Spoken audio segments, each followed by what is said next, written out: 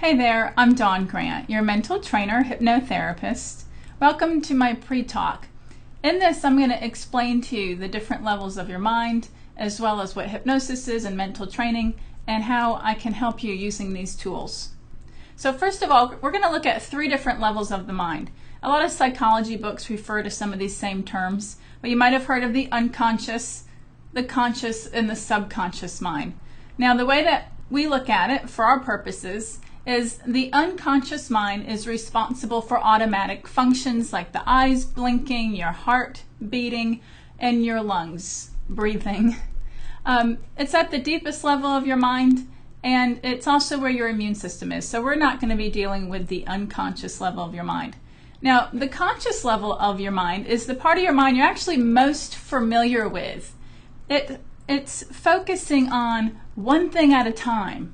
So if you ever notice, this is the part of your mind that kind of plops around. It plops from one thing to another. It's going to think here, and it's going to go there, and then it's going to go here. Even you'll find as you're watching this pre-talk that your conscious mind will wander around. Now, it's somewhat limited in this because it can only focus on one thing at a time. The point of focus is movable.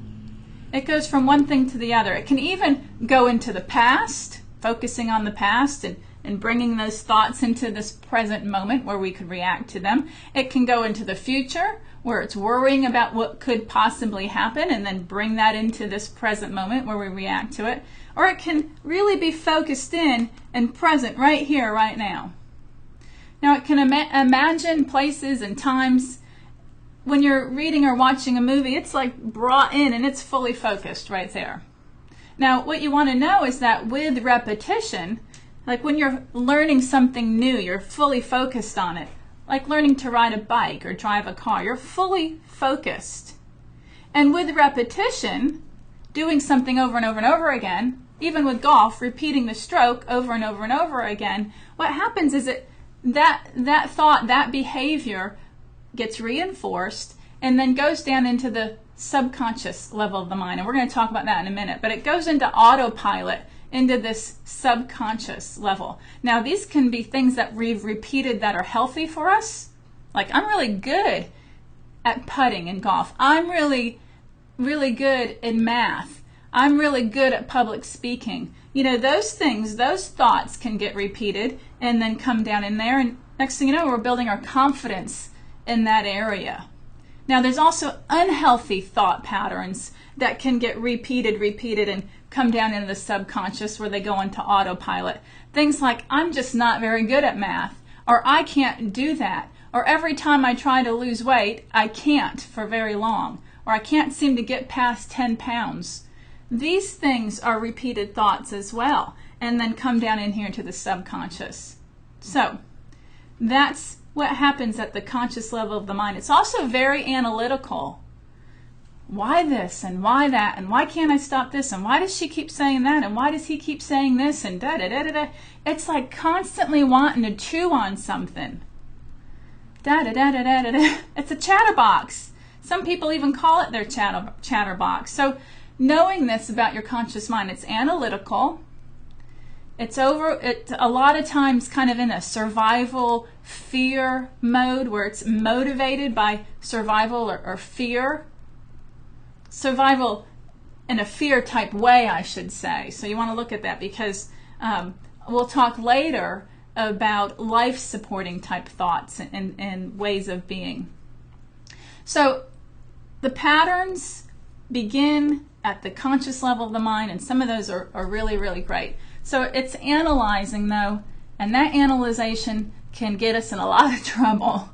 We end up believing this conscious mind. We end up believing our analyzations, and we rationalize and come up with really good reasons why such and such is happening.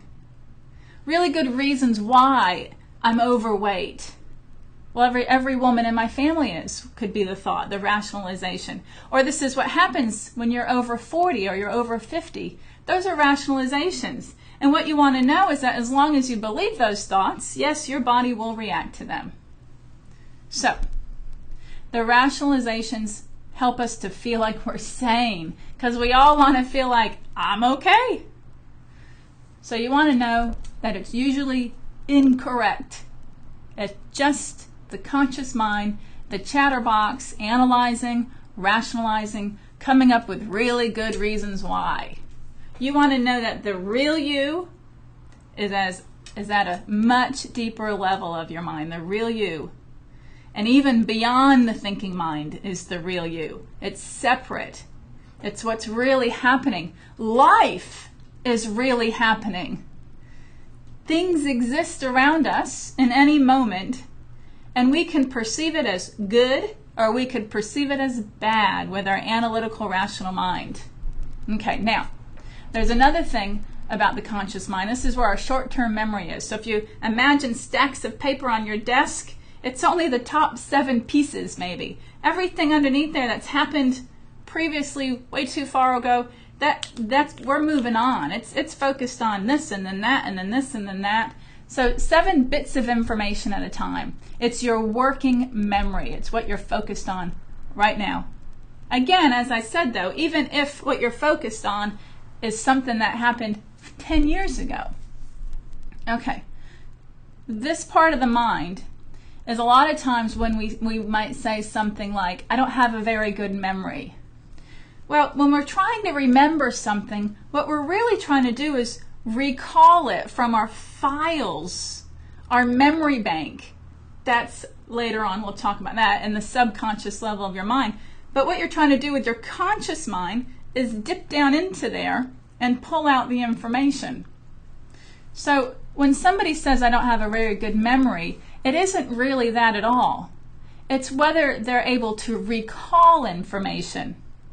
So what we've been able to notice and observe is that unless somebody's had brain damage, brain damage, then your memory holds every single situation and experience you've ever seen, heard, smelled, tasted, read, felt.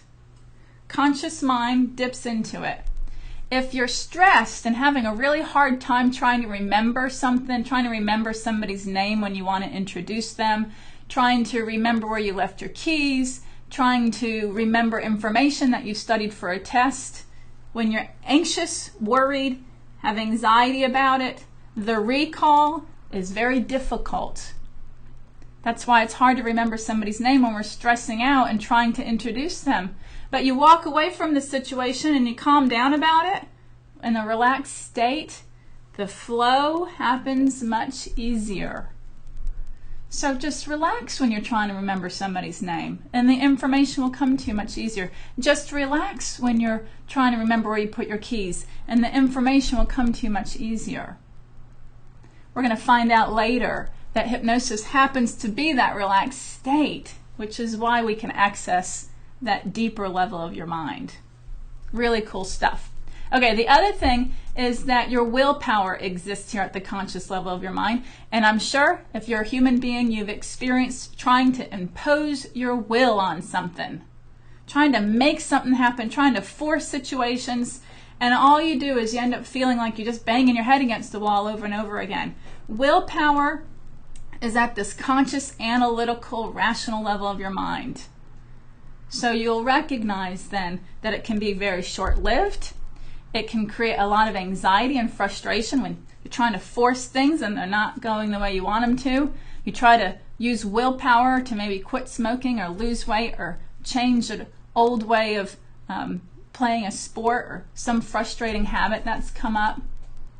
So willpower typically doesn't make permanent change, and those of us in hypnosis believe that it's because you have to get down here to the deeper level to make some kind of significant permanent change. And a lot of times that happens when somebody's just hit their bottom. They're just so completely emotionally frustrated with what's going on that they're ready to get down and get to work.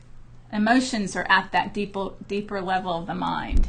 Okay, so we're getting to the root of the problem then, using other tools and skills rather than being surface and superficial and only using and trying to force our will on situations or on ourselves. Okay, now there's another part of the conscious mind and it's called the critical factor.